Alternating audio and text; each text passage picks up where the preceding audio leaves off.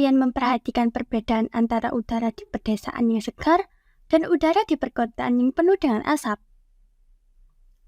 Ya, ini adalah dampak dari perubahan lingkungan akibat gas yang dilepaskan ke atmosfer. Tahukah kalian bahwa gas-gas ini bisa berdampak besar pada kehidupan kita? Mari kita bahas lebih dalam. Perubahan lingkungan terjadi ketika kondisi alam mengalami pergeseran akibat faktor alami maupun aktivitas manusia. Salah satu penyebab utama perubahan ini adalah gas-gas seperti karbon dioksida, metana, dan oksida nitrogen yang berkontribusi terhadap pemanasan global dan pencemaran udara. Gas-gas ini berperan dalam efek rumah kaca yang membuat suhu bumi meningkat dan menyebabkan berbagai dampak lingkungan.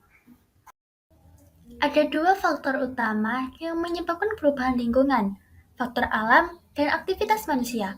Mari kita bahas satu persatu. Letusan gunung berapi mengeluarkan gas beracun seperti karbon dioksida dan belerang dioksida yang dapat mencemari udara dan menurunkan suhu global sementara waktu. Kemudian, kebakaran hutan alami menghasilkan karbon monoksida dan karbon dioksida yang memperburuk efek rumah kaca. Selanjutnya, perubahan iklim alami seperti El Nino dan La Nina juga mempengaruhi pola cuaca dan suhu global. Industri dan transportasi adalah penyumbang utama polusi udara. Pembakaran bahan bakar fosil menghasilkan karbon dioksida dan nitrogen monoksida yang mempercepat pemanasan global. Deforestasi adalah pengunduran hutan mengurangi jumlah pohon yang bisa menyerap karbon dioksida sehingga memperparah efek rumah kaca.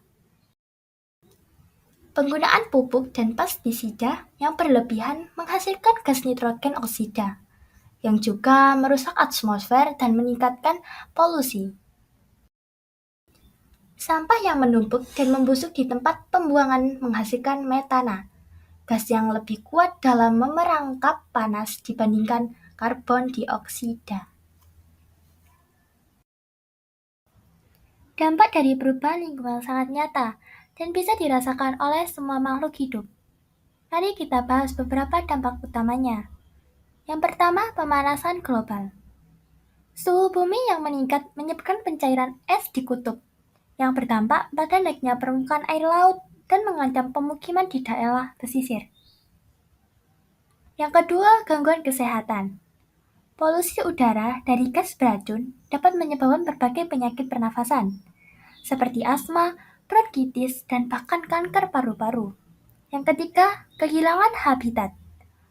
Perubahan iklim dan deforestasi membuat banyak spesies kehilangan tempat tinggalnya, sehingga mengancam kepunahan satwa liar. Yang keempat, perubahan pola cuaca.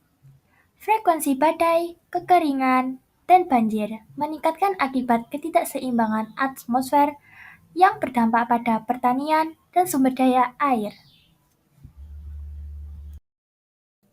Namun, jangan khawatir, kita masih bisa mengambil langkah-langkah untuk mengatasi perubahan lingkungan ini. Berikut beberapa cara yang bisa kita lakukan.